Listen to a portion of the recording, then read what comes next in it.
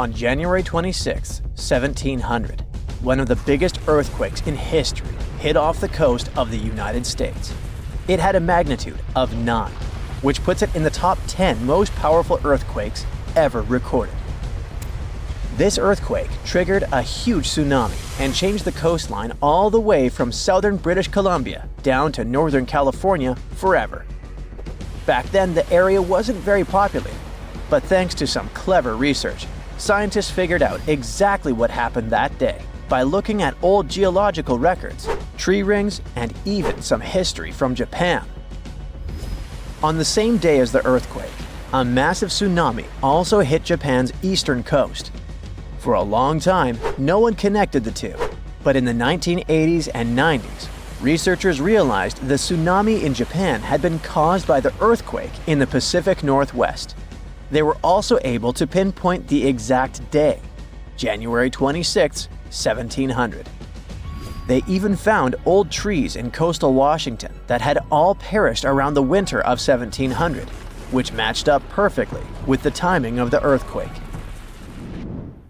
The earthquake came from the Cascadia subduction zone, a fault where the Juan de Fuca plate slides under the North American plate. This fault stretches about 700 miles, from northern Vancouver Island in British Columbia to Cape Mendocino in California. The pressure from the moving plates builds up over time, and eventually, another big, devastating earthquake will hit the same region. It's just a matter of time. By looking at the geological records, past tsunami deposits, and signs of land level changes, scientists can figure out how often these huge earthquakes happen.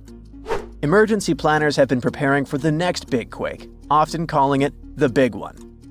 Scientists believe earthquakes in the Cascadia subduction zone happen every 200 to 1,000 years. And since the last major one was over 300 years ago, the Pacific Northwest is definitely due for another. When it happens, the earthquake is expected to be as big as the one from 1700. But this time, it'll affect around 15 million people. The devastation will be severe. Buildings will collapse, roads and runways will crack, and bridges will fall. Communication in and out of the area will be cut off. But the worst part? The earthquake will trigger a massive tsunami that might hit parts of the Washington coast in as little as 10 minutes. It's not a matter of if, but when the Cascadia subduction zone will break. When it happens, it will be the worst disaster the US has ever faced. Worse than the Hurricane Katrina or Superstorm Sandy. It'll impact an enormous area stretching from southern British Columbia all the way down through Oregon to northern California. That means millions and millions of people will be affected. Fairchild is considered a backup staging area for handling the aftermath of the earthquake, with Grant County International Airport in Moses Lake being the main one. For those who will survive the initial quake and tsunami, the aftermath could be just as disastrous. Aftershocks will follow, and transportation will be a mess. Roads will be damaged or completely blocked, airports will shut down, and most of the main routes, like Interstate 5, will have bridges destroyed. This means food and water supplies will be cut off, and it will be incredibly difficult for help to get in or for people to escape. Gas pipelines will most likely be damaged too, and restoring them could take anywhere from a few days inland to weeks or even months along the coast. Power outages will be widespread within 100 miles of the coast throughout the entire Pacific Northwest. And water could be out for 3 to 7 months. Even telecommunications will be down for 2 to 3 months across the Pacific Northwest, Alaska, and even parts of East Asia. The good news for eastern Washington is that it will mostly avoid the worst of it, thanks to natural barriers between the west and east sides of the state. The tsunami may hit the Columbia River Gorge, but it will lose energy quickly because of a sandbar under the river. The Cascade Mountains will absorb much of the earthquake's impact, so the east side won't feel it as strongly. And since eastern Washington won't get hit as hard, it'll be up to them to handle the aftermath of the quake. That means helping western Washington, taking in refugees from the areas that got destroyed, and delivering supplies to where they're needed.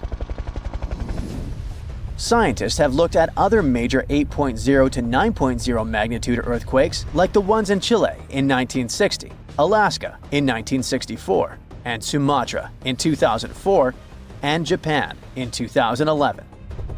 These kinds of quakes can shake the ground for anywhere between 6 to 10 minutes, and that's a long time for the ground to be shaking. Such quakes are super intense because they happen close to Earth's surface, so it's not just a quick shake. It's a long, strong one that can cause a lot of damage. If the Cascadia earthquake and tsunami were to hit tomorrow, over 13,800 people could lose their lives, and about 107,000 people could be injured. The economic toll in Washington, Oregon, and California could top 70 billion. To put that into perspective, we can compare these numbers with some other major earthquakes. In Chile's 1960 earthquake, about 1,650 people lost their lives. The 1964 Alaska quake resulted in around 140 lives lost. The 2004 Sumatra earthquake and tsunami took the lives of an estimated 280,000 people. And the 2011 Japan earthquake and tsunami caused over 20,000 casualties. Authorities know about the dangers of the Cascadia fault, but even with all the planning, no one can say for sure what will be needed when the big quake hits. Right after the earthquake and tsunami, the areas outside the immediate disaster zone won't be able to help much because roads and airports will be destroyed, and resources will be limited. How can we deal with this kind of disaster and its effects? We don't have all the answers yet. Right now, let's focus on the Cascadia subduction zone. It's a huge fault line that stretches about 620 miles from Vancouver Island to Cape Mendocino in California, sitting about 93 miles off the coast. It's like one tectonic plate is slowly sliding under another. When the plates are close to the surface, about 18 miles deep or less, they get stuck because of friction, kind of like pushing two rocks together. Over time, this creates a lot of pressure. When the pressure finally becomes too much, the plates slip, causing a massive earthquake. This is called a megathrust earthquake, and it can be huge. Below the area where the plates are stuck, there's a zone where the plates move really slowly. We're talking about just a few inches every few months. This slow movement helps to release some of the pressure, but it also builds up more pressure on the parts of the fault that are still stuck. This means that over time, it increases the chances of a huge earthquake happening. These massive quakes, called Great Subduction Zone earthquakes, can be stronger than magnitude 8.5. Megathrust earthquakes are the biggest earthquakes that happen. They can go over a magnitude of 9.0, which is insanely powerful. Just to put it in perspective, a magnitude 9.0 earthquake releases 1,000 times more energy than a 7.0 and a million times more energy than a 5.0. These earthquakes happen when a lot of pressure builds up in a part of the fault that's locked, which means the plate can't move past each other. When that pressure gets too high, the fault finally ruptures, releasing all that built-up energy in one massive shake. The Cascadia subduction zone is super long. That's why if it were to rupture all at once, it could produce a large earthquake. Scientists have studied this region and found that about 18 miles below the surface, the fault is completely locked. The plates there aren't sliding past each other. But deeper down, the plates start to slide more smoothly, causing less friction. This is important because it tells us how much stress is building up in that locked zone, and how it could eventually lead to a major earthquake. So, since 2000, the world has been hit with more than 1,700 earthquakes with magnitude greater than 5. Many happened around the Ring of Fire, located around the Pacific Ocean. In North America, the biggest threat is the San Andreas Fault Line, which can create an earthquake of a magnitude higher than any other, earning it the spine-tingling nickname, the Big One. The potential destruction of California is a terrifying prospect that could have unimaginable consequences. But the Big One is just the beginning of what's to come. Bad news! Scientists have predicted an Earth-shattering event that will occur in 2030. Like it or not, there's a 70% chance that we'll experience the big one, and it will be an earthquake with a magnitude of 6.7. The San Andreas fault line will cause the big one, but what is scary is that we can't predict it. On the other hand, a massive earthquake occurs every 100 years. This means there's always time to prepare for a natural disaster. If we traveled back in time, we'd see a few significant earthquakes like the ones that wiped out San Francisco and Fort Tajon. Buildings made a long time ago are not quake-proof. They will collapse. Even if they survive, you should not enter them. But buildings are not the most dangerous part. You should watch out for electrical lines and gas pipes. Your hill house might be lovely, but it is extremely unsafe. During quakes, the hill can turn into a massive landslide that will destroy everything in its path. Say goodbye to road trips because all the roads will be ruined. You should have some spare water and food since you won't be able to go to the supermarket. This disaster won't be cheap. It will cost the U.S. around $200 billion to recover from the quake. At least the earthquake will not trigger tsunamis. But there's something that can cause more damage than the big one. The notorious Cascadia subduction zones start in California and ends up all the way in Vancouver, Canada. The San Andreas fault line is nothing compared to this zone. It can wipe the whole coast off the face of the Earth, an example of hyperbole. Subduction zones are tectonic plates forced to be one under the other and constantly pulling apart. One is called the North American Plate and the other is the Juan de Fuca Plate. Zones like these are not to be messed with, since they are terrifying hotspots for earthquake activity and extremely dangerous because they cause massive underwater quakes.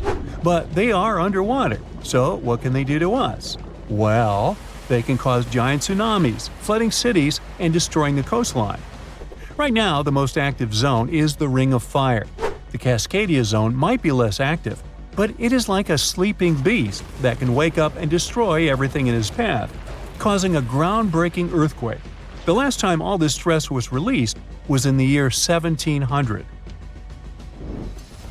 Unlike the San Andreas quake, this one will cause massive tsunamis and much bigger shocks. Let's hope you'll be camping in an open field at that time, because most buildings and bridges will likely be destroyed. Also, be ready for the aftershocks, as they'll be devastating. Nature won't be spared either. Landslides will change animals' habitats. Even our homes will be changed forever.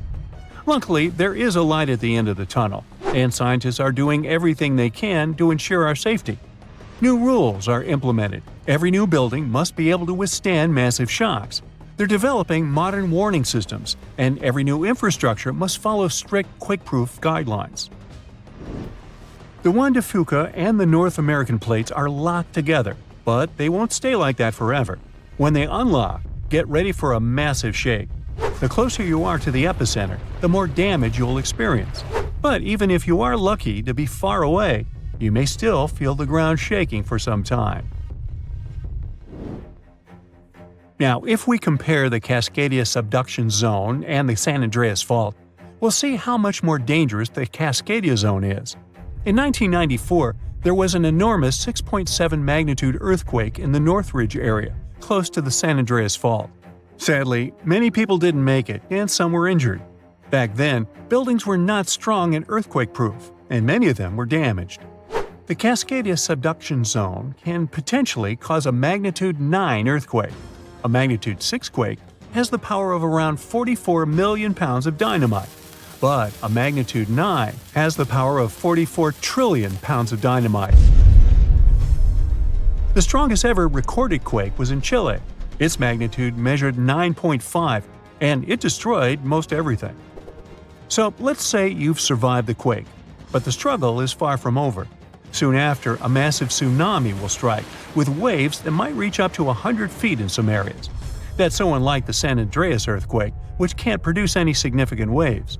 So say goodbye to your beautiful garden, since salt water will destroy trees and plants, changing the environment for a period of time. The only positive thing will be you won't need Halloween decorations, because all those dried-out trees will resemble a ghost forest. The combination of waves, quakes, and the sheer size of the area will make this natural disaster much more dangerous than any caused by the San Andreas fault or the so-called Big One. A quake similar to this happened around 300 years ago. Many more have been recorded in the past 3,500 years, proving that they continually occur every 400 to 600 years. So, technically, we have around 100 to 300 years before the next big one hits. We still have no idea how exactly the Cascadia subduction zone works, because we discovered it in 1970. This zone is super scary because it can cause big earthquakes. It was found by accident when researchers studied the Ring of Fire. They wanted to know if this area had caused any trouble in the past years, and the proof was under their noses. In Washington, there is a horror forest where nothing has been growing for years. When researchers tested the soil, they found a tremendous amount of salt. They put two and two together and concluded that a massive tsunami had been the reason. Experts still didn't know when the forest was destroyed. But Japan kept records of a gigantic earthquake that had a similar effect. It was the one that happened in the year 1700. There is a 1 in 3 chance that the next one will occur in 2050. You must know how to survive the Canadian earthquakes and make it out unscathed, so listen carefully. Those who live in this area have almost no experience with earthquakes like this one. Surviving the quake is relatively easy, but the tsunami coming afterwards is the real danger. After the shake, find the highest ground and go there. Only bring the essentials, like food and water. Yeah, leave your baseball card collection at home. After the first hit, don't try to go down. Seismologists say that most likely there will be a few more waves, and they have proven this. On the 22nd of May, 1960, seismologist Jerry Eston and his 4 friends went to Hawaii to see an expected tsunami that was to happen around midnight.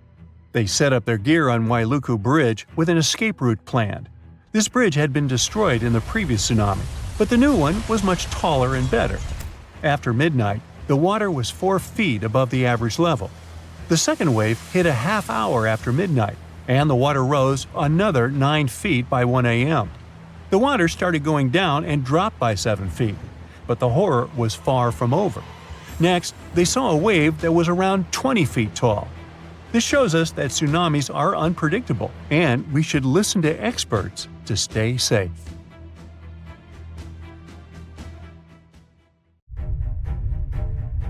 There is a powerful force hiding underground where tectonic plates meet, and one forces another under it.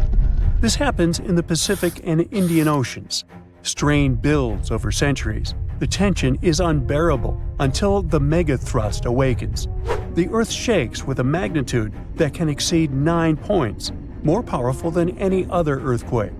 When the seafloor suddenly gets pushed up fast, it sends a huge ripple across the water, and a tsunami of huge force is out. These waves are called teletsunamis, and they cross entire ocean basins, ready to take over coastlines thousands of miles away. The thrust fault stretches over 600 miles. The Earth is not just shaking, it feels like it's tearing apart. This is the power of a megathrust earthquake. Those caught in its path will have to fight for their lives. Japanese authorities recently had to issue their first ever megaquake advisory. It happened because of a strong tremor on the edge of the Nankai Trough ocean floor zone. In the end, most of the warnings were lifted, and there wasn't much damage from the 7.1 magnitude earthquake. Parts of southwestern Japan started to shake, and the superfast trains in Japan slowed down to stay safe, which made travel slower for everyone. But everyone is staying alert as they know about the risk of a megathrust earthquake that could happen within the next few decades in the Nankai Trough. The tectonic plate under the Philippine Sea is slowly sliding underneath the land where Japan is, moving just a few inches every year. The last big earthquakes from this area happened in 1944 and 1946, both with a magnitude of 8.1. These quakes have caused a lot of destruction in the country. The next megathrust earthquake in the region, if it does happen, could be between a magnitude 8 and 9. Scientists still can't agree on how likely this mega earthquake is to happen, but it could be up to 80% certainty. On the other side of the Pacific, scientists from the U.S. Geological Survey have studied a dangerous area along the U.S. West Coast. It's called the Cascadia Subduction Zone, and it stretches from Northern California to northern Vancouver Island in Canada.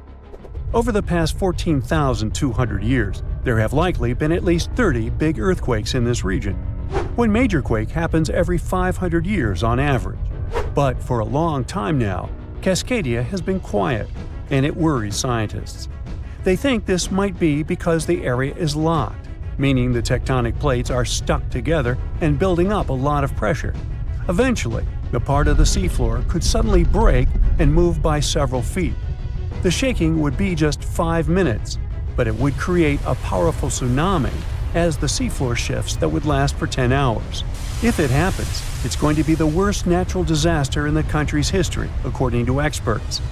The ground on some inland hills could turn into something like quicksand. This would cause the hillsides to slide and crumble, taking down roads and bridges. Around 620,000 buildings could be badly damaged or even collapse, including about 100 hospitals and 2,000 schools. People in Washington state might have to take care of themselves without help for 2 weeks, finding food, water, and shelter on their own. Scientists are studying slow slip events, where the tectonic plates move very slowly over weeks or months, releasing some energy but not enough to stop a big one. Every time the magnitude of an earthquake goes up by just one number, the energy it releases is 40 times bigger.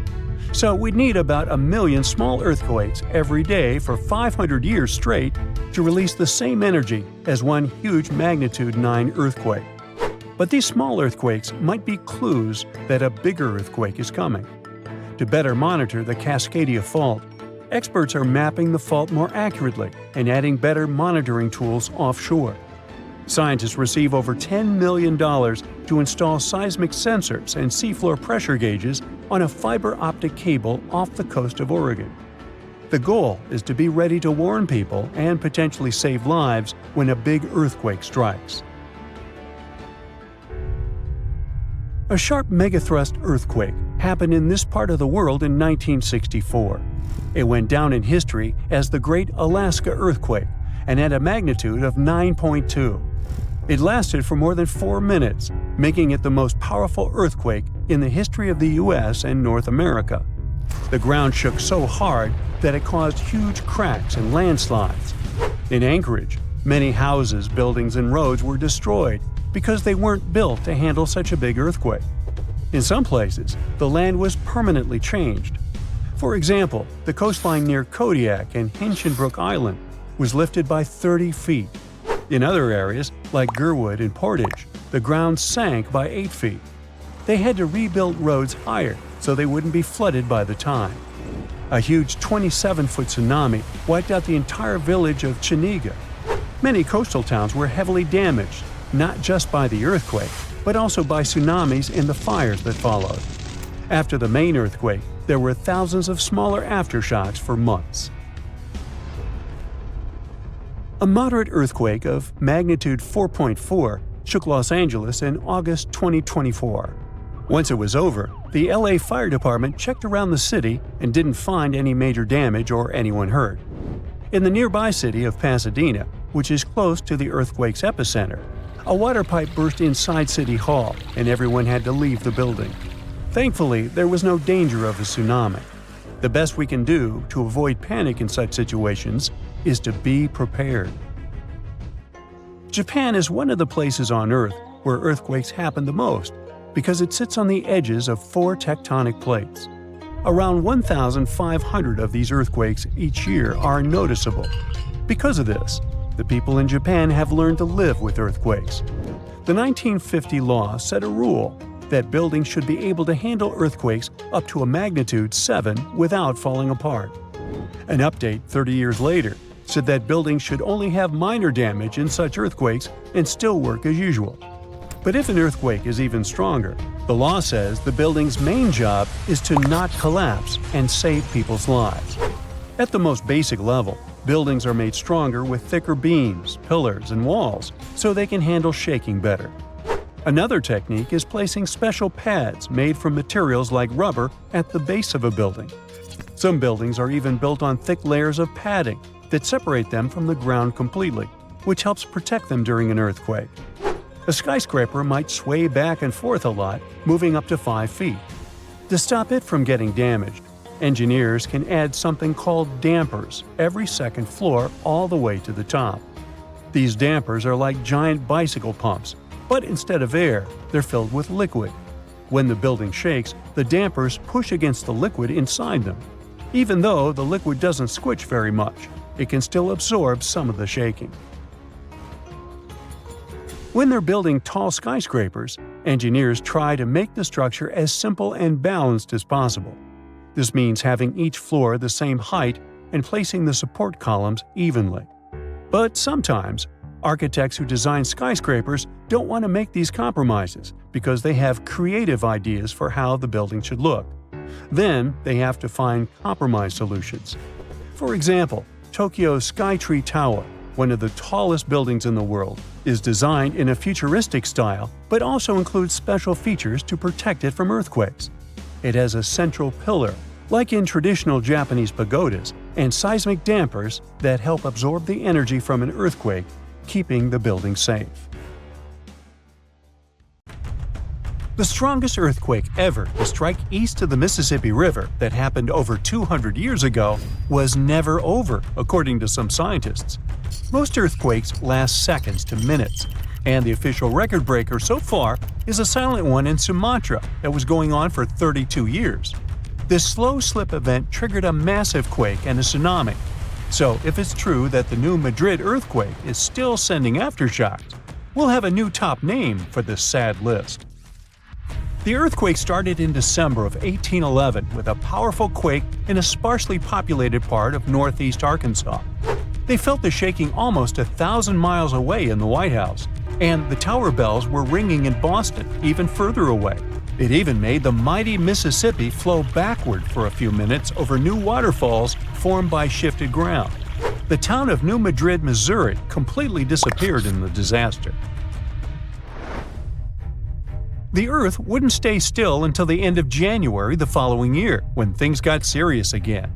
A massive quake hit, this time near the junction of the Ohio and Mississippi rivers, right in the Missouri boot heel. Geologists believe it was a rupture on the New Madrid Fault, putting even more strain on the nearby Reelfoot Fault. Just when people thought it couldn't get worse, another 2 weeks of trembling passed, and the Reelfoot Fault snapped deep beneath New Madrid. Down in Tennessee, about 15 miles south of New Madrid, the ground uplift created Reelfoot Lake. Steamboats were chugging along the river, with thousands of trees floating and acres of woods torn apart by the quake. In St. Louis, Missouri, which is 160 miles away, buildings were badly damaged, and chimneys fell in Cincinnati, Ohio, 400 miles away. People all the way in Montreal, Canada, over 1,000 miles away, felt the earthshake. Seismologists have registered about 200 small earthquakes in the New Madrid seismic zone every year since 1974. Some researchers believe that up to 30% of those were aftershocks from those big quakes back in 1811 and 1812. In parts of the U.S. where there's not much tectonic action going on, these aftershocks could keep rumbling for years, maybe even centuries, after the big ones hit. Aftershocks are the Earth's way of releasing all that built-up stress from the main quake. When the ground shakes from the first earthquake, it puts a lot of pressure on the rocks nearby. And when those rocks can't take it anymore, they crack, causing even more shaking. That's the aftershock. And they can be pretty intense, especially right after the main quake, but weaken over time. Not all scientists agree that contemporary earthquakes have to do with those from 200 years ago. We mostly associate faults with those lines where Earth's plates meet. But there's a whole network of those right under the center of the North American plate. They're like relics from 750 million years ago, when North America was part of a supercontinent called Rodinia. When Rodinia started to break up, it left behind these rifts, weak spots in the Earth's crust that run deep beneath the modern Midwest. It could explain the earthquake action. An international team of geologists decided to take a fresh look at 3 major earthquakes that shook North America and end the debate. They used a new math method called the nearest neighbor. It says that if earthquakes are too close in space, time, and magnitude to be independent background events, then one is assumed to have triggered the other. Depending on how you look at the numbers, somewhere between 10 to 65% of the recent quakes in the region could be aftershocks of those historic earthquakes. And a huge quake that hit Charleston, South Carolina at the end of the 19th century might explain up to 72% of the earthquakes in the area since then. But not all places are the same, so the scientific debate continues. In 1774, British explorer James Cook noticed a glow in the distance. It was the volcano of Mount Yasur in Vanuatu. This bad boy had been spewing lava and ash ever since, and it's quite likely that it's been doing that for way longer. The volcano has been sitting at alert level since October 2016, which means things are really unsettled around there. They've even marked off a 2,000-foot radius around the crater to keep people safe. There have been low to moderate outbursts, shooting out ash, gas, and steam, and some bigger blasts throwing stuff outside the crater. Satellite images have picked up on some hotspots of sulfur dioxide plumes, showing that Yasur is still cooking up a big storm down there. Stromboli, one of the volcanic islands near Sicily, officially has the Guinness World Record as the longest continuously erupting volcano. It has been putting on a fiery show for over 2,400 years straight. Ancient sailors nicknamed it the Lighthouse of the Mediterranean. Most of the time, Stromboli's just spitting out spatter, but every now and then it throws in some lava flows or shoots up some moderately high fountains. Sometimes you might even catch a glimpse of steam-driven outbursts. Over 200 million years ago, the world went through a major makeover, with not one, not two, but 4 massive volcanic eruptions changing the game. It all happened in Rensselaer, a large chunk of island that used to be a supermassive volcano stretching across what's now British Columbia and Alaska. This volcanic activity might have helped dinosaurs grow from cat-sized critters into giants we saw in Jurassic Park. It kicked off a 2-million-year rainy season. It made the whole world hot and humid, and the dinos just loved it. Researchers dug deep into sediment layers beneath an ancient lake in China to uncover these secrets. They found traces of volcanic ash and mercury, clear signs of those epic eruptions.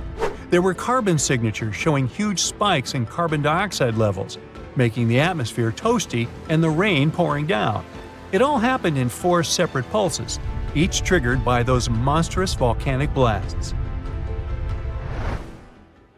There's a spot in a national park not too far away from Sydney, Australia, where a fire has been raging deep underground for at least 6,000 years. They call it Burning Mountain, and it's a coal seam fire, burning its way through a layer of coal beneath the Earth's surface. Once these underground fires start, they're pretty much impossible to put out. This ball of fire is up to 30 feet wide and extremely hot, but there's no flame, it's smoldering. The fire has been creeping along at a pace of about 3 feet per year. A local farmer first spotted it in the 19th century and thought it was a volcano. The people who have lived here for ages believe this place is sacred. They've used it for cooking and crafting tools, and tell that it started from a widow's tears or the torch of a hero. But experts think it could have been a lightning strike or coal heating up like a summer barbecue from the interaction with oxygen. Some say it might have been burning since before the dinosaurs roamed the Earth. No one knows exactly how long this mountain will burn or in what direction it'll move. Right now, the coal has enough oxygen to burn for centuries or even millennia without human intervention. The fire is heating up the mountain like a giant oven, making it crack and crumble, inviting in more oxygen to feed on. Even if humans decide to take action, these coal seam fires need truckloads of water and liquid nitrogen to tame them. Several years ago, explorers noticed that the smolder was creeping close to a cliff overlooking a little river. And depending on what the coal seam decides to do next, we could see some dramatic changes here in the coming decades. There could be flames with much more heat, or the coal seam could go deep, extinguish itself, and smolder out. A magnitude 15 earthquake has the potential to completely destroy our planet and evaporate all the water in a matter of seconds, leaving Earth uninhabitable. Over 500,000 earthquakes happen annually, but none have a magnitude of 15. 90% of quakes occur in the terrifying Ring of Fire zone located around the Pacific Ocean. The ground there is like jello. It shakes almost constantly. The most powerful earthquake to have ever struck Earth had a magnitude of 9.5. That much power can lengthen or shorten the day. But there's probably an earthquake in the confines of your own home now caused by a speck of dust landing on a table. But it has a power of negative 15 magnitudes. Earthquakes happen when tectonic plates move. They're like Lego pieces that are not properly secured, and when they move up, down, or hit one another, the ground also moves, triggering earthquakes. This tectonic energy acts like a battery. It stores energy for a long time, up to 500 years. When this stored energy is released in a sudden burst, the consequences are horrifying. Even the strongest structures submit to this relentless force that leaves a trail of destruction in its path. In some instances, earthquakes can even trigger tsunamis, amplifying the chaos. Such a crazy amount of power can split the ground open and cause severe damage. The strength of an earthquake is measured by the Richter scale, but now it's being replaced by the moment magnitude scale. When there's an earthquake, we hear about how strong it is. It's usually from 1 to 10. Luckily, we haven't had a Richter scale earthquake yet. The most powerful earthquake to have ever happened in modern history occurred in Chile in the 60s. It was around 9.5 on the Richter scale, and it altered Earth's rotation and messed up the length of the day by around 2 milliseconds. It also triggered a massive tsunami and affected a vast area of 155,000 square miles. The Richter scale doesn't actually have a limit.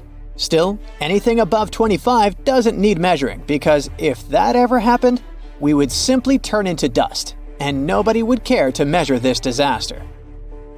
As we said, the strongest earthquake had a magnitude of 9.5. If this magnitude had been just 0.5 stronger, it would have created a ruptured line 2,174 miles long. That is almost 7 times the size of Wyoming.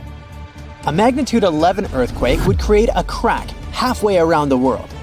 Massive tsunamis would hit coastal areas, destroying everything, and Earth would get into a massive environmental crisis. If you love hiking, you would have new mountains to explore, created by the terrifying earthquake.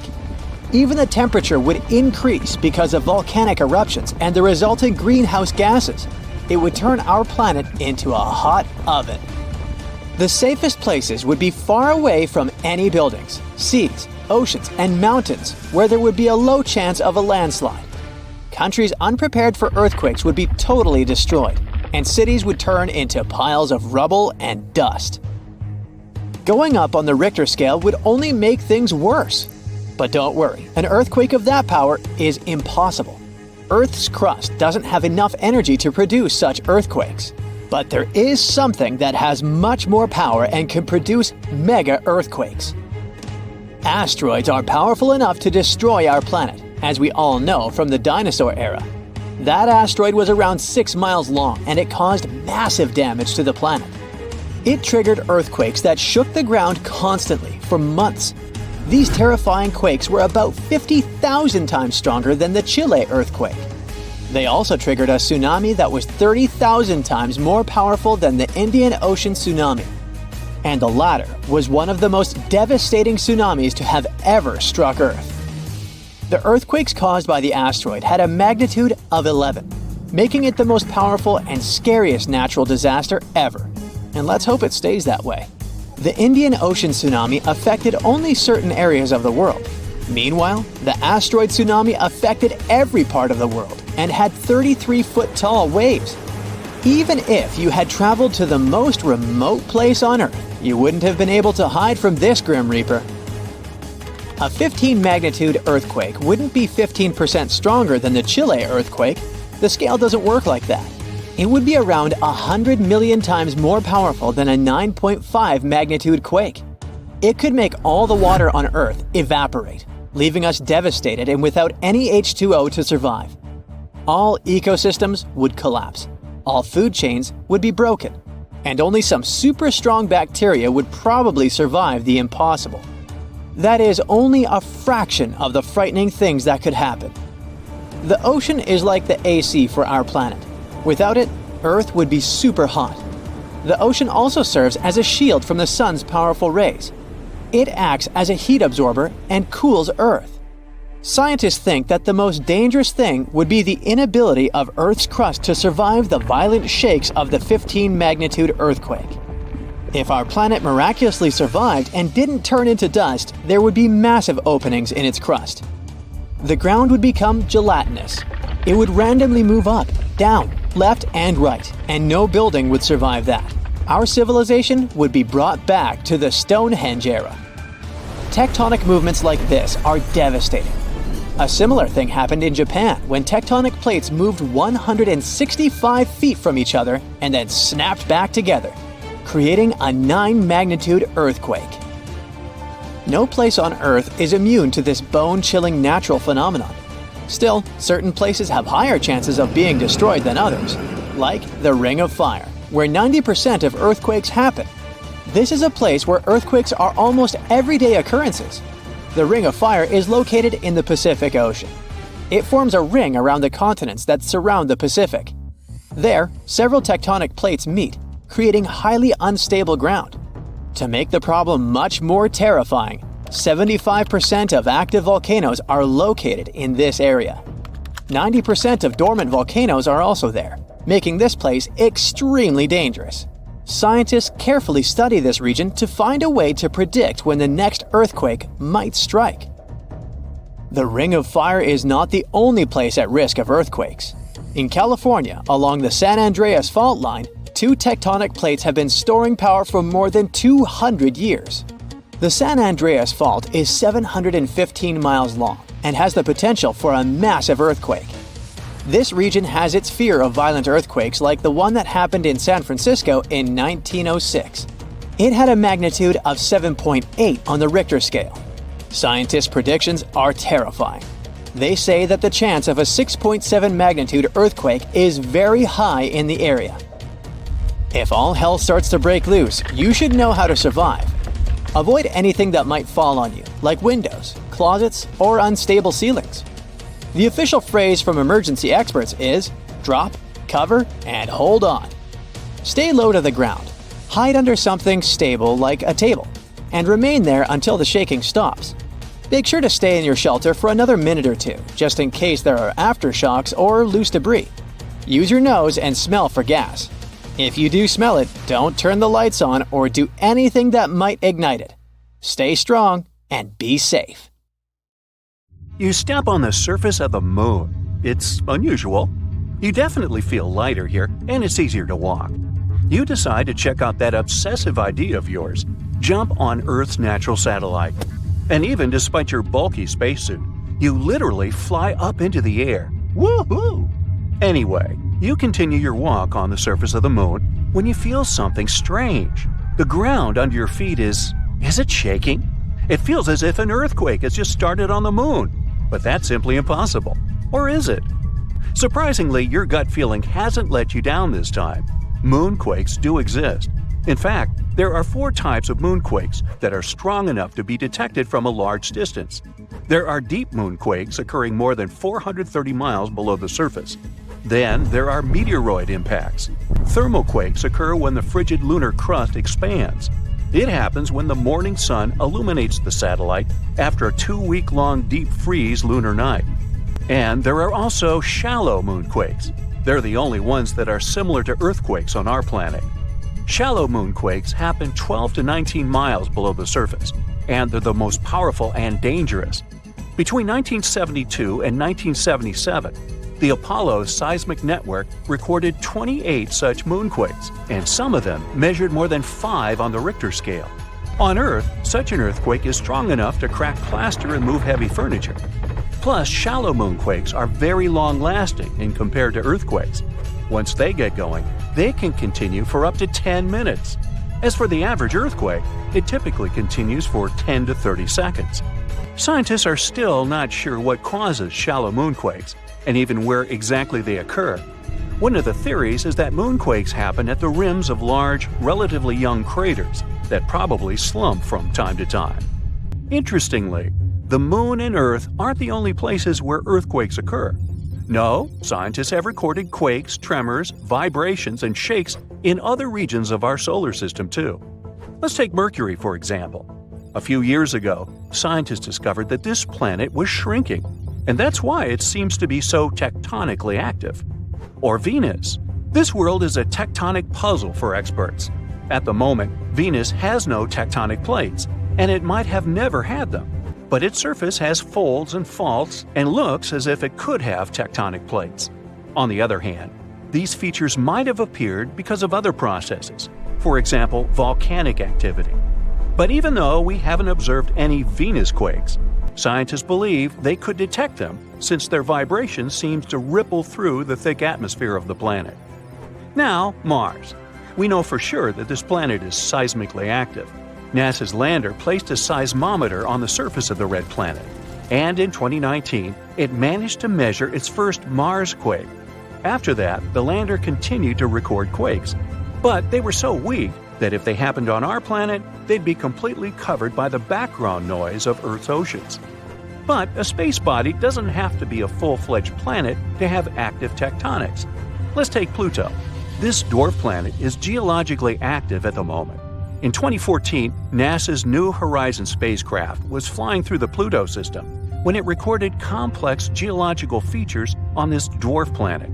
Scientists concluded that Pluto might have quakes, or should I call them Pluto quakes, when its liquid water ocean freezes and thaws beneath the dwarf planet's icy crust. Jupiter's moons, Europa and Io, as well as Saturn's moons, Titan and Enceladus, are also geologically active despite their small size. Their features range from volcanoes and water plumes to potential subsurface oceans. Now, I bet you don't know these cool facts about earthquakes that occur on our planet. There's one place on Earth where a whopping 90% of all earthquakes occur.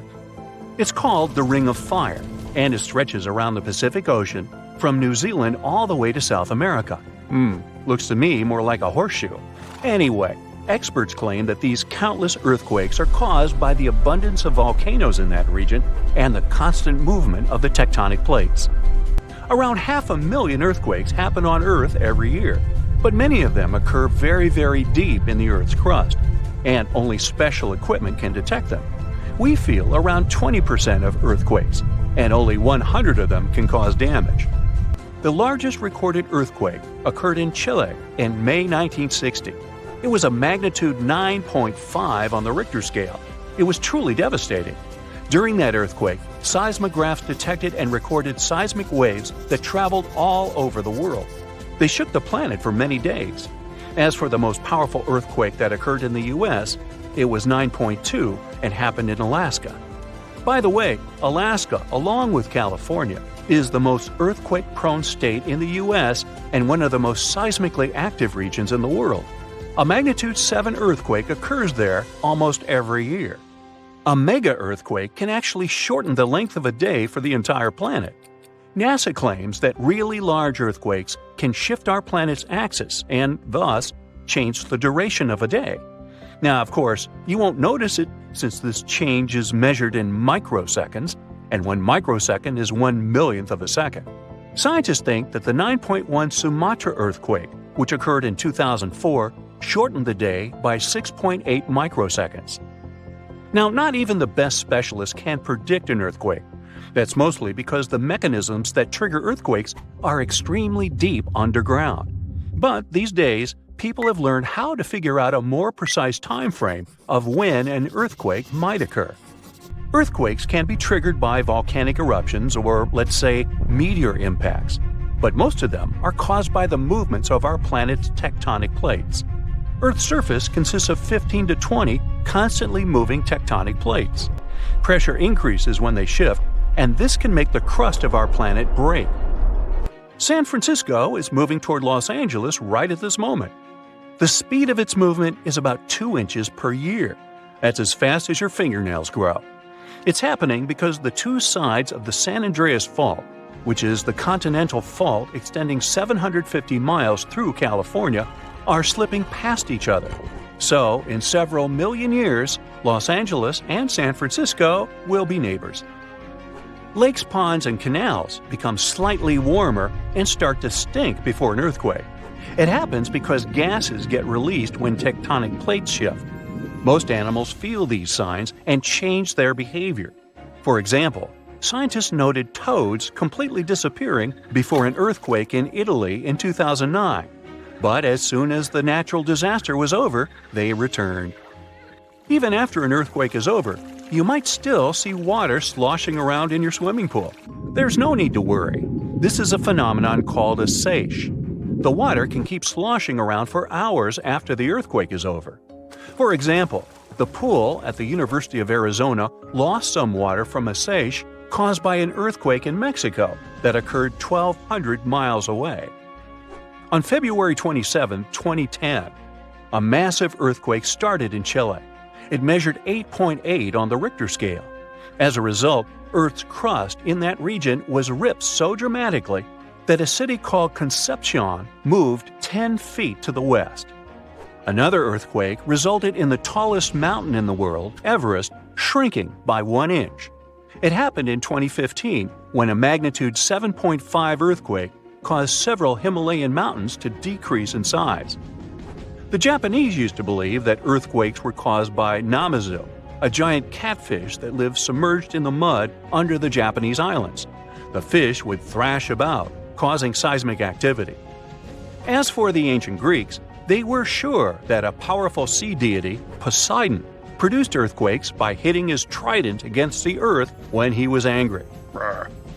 According to Hindu mythology, 8 elephants hold Earth in place.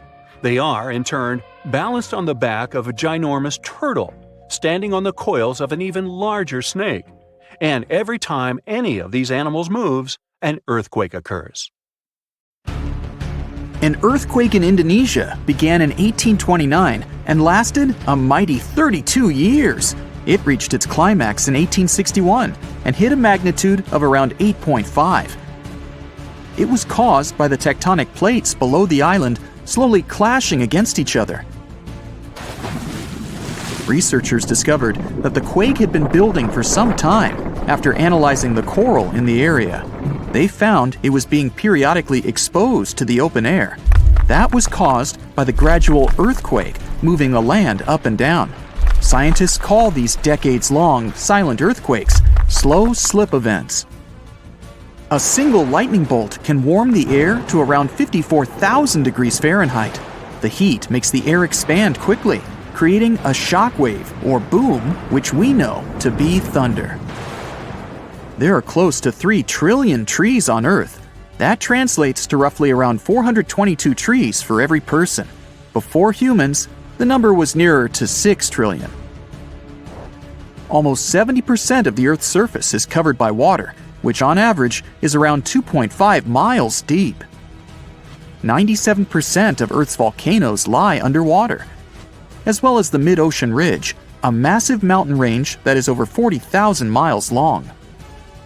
Humans have mined around 190,000 tons of gold from the planet. Experts predict there is around 20% still left to be mined, but this figure is constantly changing. The world's largest active volcano is in Hawaii. Called Mauna Loa, it's over 2.5 miles above sea level. Given that most of it is underwater, the volcano's summit is a staggering 11 miles from its base. That's the same length as over 160 football fields. The highest ever recorded temperature on Earth was a sweltering 136 degrees Fahrenheit. It was recorded in El Azizia, or modern-day Libya, on September 13, 1922. The lowest temperature was a chilling minus 129 degrees Fahrenheit, recorded at Russia's Vostok station in 1983. Earth is the 5th largest planet in the solar system, behind Jupiter, Saturn, Uranus, and Neptune. It has a circumference of roughly 25,000 miles, and it would take the average person around 8,300 hours to walk around the face of the Earth. The separation between Earth's land masses would make such a trek almost impossible, though. It takes 365.25 days for the Earth to orbit the Sun. Because our calendar years only have 365 days, we add an extra leap day every 4 years to make up for the difference. Russia is the largest country on the planet, with a total area of about 6.5 million square miles. It encompasses more than 1/8 of the Earth's inhabited land area, but still has a relatively small population given its size. Earth is the only planet with one moon. Mercury and Venus have no moons, while every other planet has 2 or more. Earth is over 4 billion years old. Scientists calculate this by looking at the planet's oldest rocks, as well as meteorites that have crash-landed. They used meteorites as they were formed at the same time as Earth, when the solar system was forming. The ground we walk on is basically recycled. The planet's rock cycle turns igneous rocks to sedimentary ones, then transforms those into metamorphic rocks, and back again. Like Earth, our moon also experiences earthquakes. They're less common and intense than the ones we have, and are caused by tidal stresses. A tidal stress is basically the relationship between the gravitational pull of the moon on the Earth and that of the Earth on the moon. Despite being the 5th largest continent, Antarctica holds 70% of the planet's fresh water and about 90% of its ice. Bangkok is the most visited city in the world, boasting 23 million visitors in 2019 alone.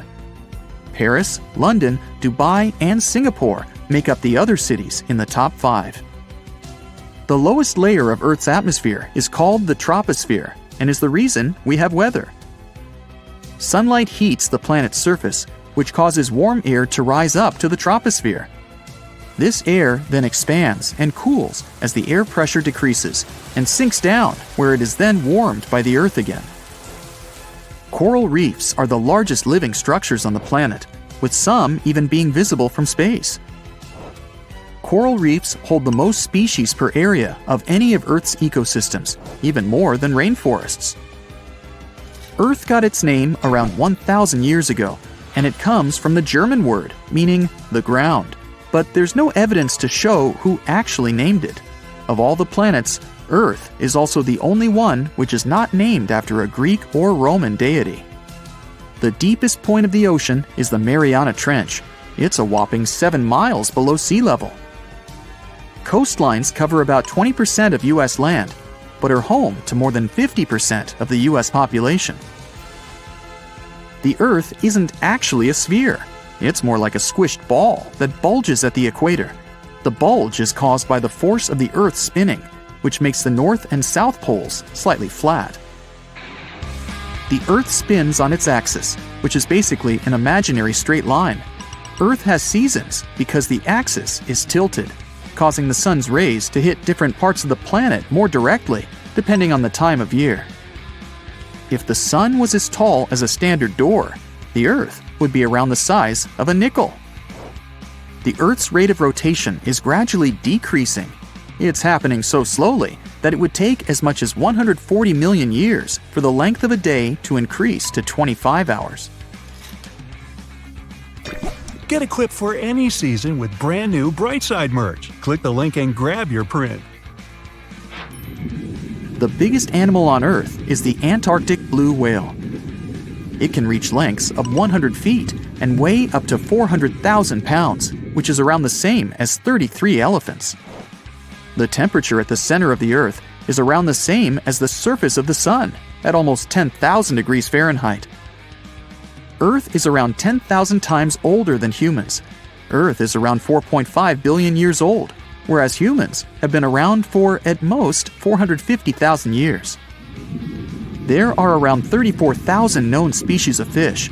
The actual number is way higher though, as a whopping 95% of our oceans still haven't been explored. America's Route 66 is longer than the journey to the Earth's core. The distance to the core is roughly 2,000 miles. Route 66 is almost 2,500 miles. The Earth is made up of 3 main components: the crust, the mantle, and the core, which is divided into the outer core and the inner core. Scientists have estimated that there are around 8.7 million species on the planet.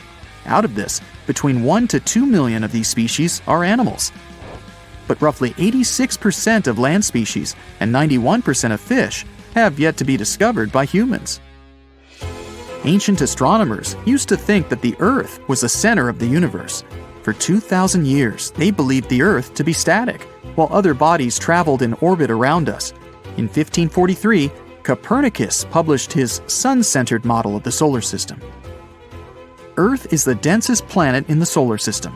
The density varies across its different crusts, but the planet's average density is just over 3 ounces per cubic inch. Mount Everest is the highest point on the planet. Its peak is the highest altitude above sea level at around 5.5 miles. Each year, 1 septillion crystals of snow fall on Earth. That's a trillion snowflakes. Snow covers about 31% of Earth's land area each year. Of Earth's water, only around 3% is fresh water. The other 97% is salted. Of that 3%, about 2% is frozen in ice and glaciers. So, less than 1% of the planet's fresh water is actually in lakes, rivers, and underground. The world's largest inland body of water, or lake to us normal people, is the Caspian Sea. It has an area of 140,000 miles squared. The world's deepest lake is Lake Baikal in Russia and is 5,300 feet deep. Earth's atmosphere is roughly 78% nitrogen and 21% oxygen, with small amounts of water vapor, carbon dioxide, and other gases. No other planet is believed to have this much oxygen, which explains why Earth is the only planet where life has been discovered so far. Apart from the Moon, there are 2 asteroids in co-orbital orbits with Earth, sometimes called Earth's second moon. 3753 Cruithne is an asteroid that looks like it's following the Earth in orbit, but it's actually following its own path around the Sun. 2002 AA29 is another asteroid which makes a horseshoe orbit around the Earth that draws it close to the planet every 95 years. It happened in Iceland on Friday, March 19, 2021 at 8:45 p.m., about 20 miles southwest of the capital. Molten rock suddenly burst through the surface from below. Bright lava fountains then lit up the night sky. A volcano in this valley finally woke up after almost 800 years of sleeping soundly. We divide volcanoes into 3 categories: active, dormant, or extinct. Around 1,900 of them around the globe are considered active. That means they've erupted in the recent past and will likely do it again in the possible near future. Dormant volcanoes haven't popped off for a long time, but they still may in the future. You could say they're sort of sleeping. As for extinct ones, those guys haven't done anything in more than 1 million years. The eruption in Iceland wasn't super explosive, and this all happened 6 miles from the nearest town, so everyone was perfectly safe. Many even came to see it up close, while other brave visitors tried to fry eggs and bacon on the lava. Just be careful not to burn your breakfast black. Lava can be over 2,000 degrees Fahrenheit. It burns everything in its path. Yet it also produces some of the most fertile land for agriculture. This eruption gave a relatively small amount of lava at first, but it's been spreading across the valley in different directions, forming a sort of shield that's constantly growing. You can never really predict how fast a lava flow will be until you see it. It all depends on how thick it is and how steep the mountain slope. Lava can ooze slowly at about 20 feet a minute, a fraction of the average person's walking speed. Or it can flow as fast as 30 miles per hour, which even the fastest person on Earth can't outrun. But the lava isn't even the most dangerous thing about volcanoes. That would be the toxic gases spewing from the eruption. And those spread faster and further than the lava flow. Luckily, in Iceland's case, the wind has been blowing these gases away from residential areas. Scientists weren't surprised this volcano erupted. They knew it was coming. Increasingly stronger earthquakes had been shaking this area for the past 15 months. There were 50,000 earthquakes within just the 3 weeks leading up to the eruption. That's 100 per hour. The volcano has been active since March, and geologists say this could last for weeks, months, years, or even decades of constant eruptions in the area. Mount Shasta is in the top 5 most dangerous volcanoes in the U.S., so geologists are keeping a close eye on it. The last eruption was in 1250. I wasn't around then, but this volcano erupts every 600 to 800 years. Which means, tick-tock, we're due any day now. About an hour from Portland, Oregon, there's an active volcano that last erupted in the 19th century. Next time it goes off, scientists think it'll produce larger amounts of ash and dust. This could cause an electrical blackout and make water unsafe to drink in the area. But the experts pay close attention to Mount Hood. They'll be able to give plenty of warning so people can react in time. Kilauea is one of the most active volcanoes in the world. It's been erupting almost constantly since 1983, making it also one of the longest eruptions known on Earth. It's the youngest land volcano in Hawaii.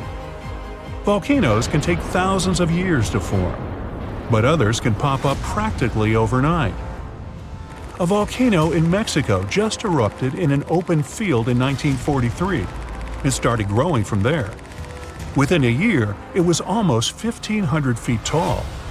When the eruptions finally stopped 9 years later, the mount had reached a height of over 9,200 feet. Mount Fuji is an iconic symbol of Japan. The last time it erupted was in 1707, and it sent a shower of burning rocks as far as 60 miles away. If a similar eruption happened today, Tokyo would be within that vicinity. Mount Fuji is right on the Ring of Fire, that horseshoe-shaped region in the Pacific Ocean full of active volcanoes and earthquakes. From one end to the other, it's almost 25,000 miles long. It could wrap all the way around the Earth's equator. In January 2020, Taal volcano in the Philippines started spewing lava, sending huge plumes of ash half a mile up into the sky. The eruption even triggered a rare phenomenon, a dirty thunderstorm. That's when the smoke cloud above a volcano produces its own lightning. The chance of volcanic tsunamis was also high. Those are usually caused by tectonic movements that occur because of volcanic activity. Taal has erupted more than 30 times in the last 450 years. This volcano in Ecuador last erupted in 2016. Scientists think it might be showing some early warning signs of magma on the move. This is an active stratovolcano, a specific cone-shaped type with steep sides. They form from sticky lava that doesn't flow that easily. That lava goes around the vent, cooling and piling on itself to form these steep walls. These types are more likely to produce explosive eruptions like the ones we see in movies. Ruapehu is the oldest national park in New Zealand, a volcanic wonderland where you can closely see all those steaming craters, magnificent lakes, and unusual rock formations. It last erupted in 2007 and has had 10 eruptions since the mid-19th century. But eruptions, lava flows, and toxic gases aren't the only danger coming from volcanoes. There's also a thing called lahar, a kind of volcanic mud flow of debris. In between eruptions, snow melts and a lake forms in the caldera. If the last eruption brought mud, ash, and rocks in the lake, it becomes dangerously full. In that case, only a temporary dam holds it back. Indonesia has the biggest number of active volcanoes in the world, including one called Anak Krakatoa. It means child of Krakatoa, and its famous parent isn't far away. A huge tsunami in 2018 partially woke Junior, a scary thought since Senior had one of the most powerful eruptions ever seen on this planet in 1883. Krakatoa's boom was the loudest sound ever heard. People over 2,000 miles away could hear the explosion.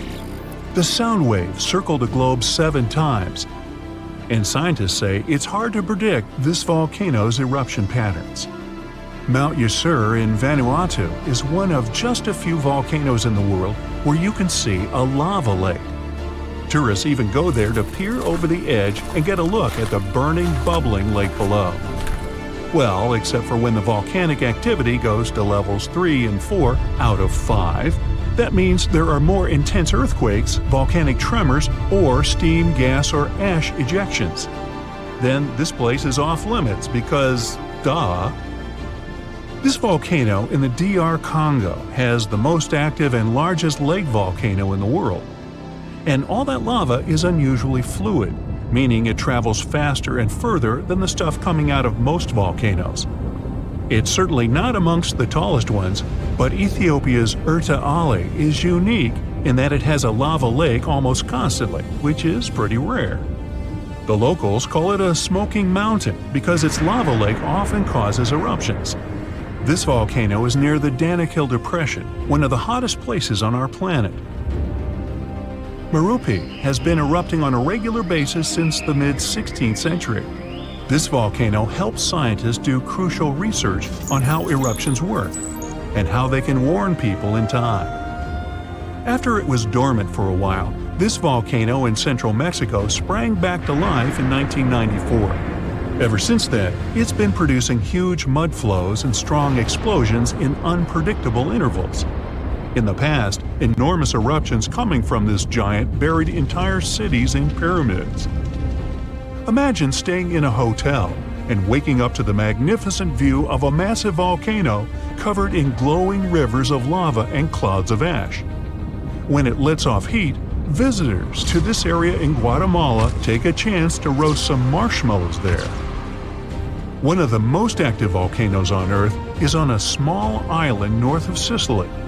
Stromboli has regular explosions, together with glowing lava coming from vents inside the crater.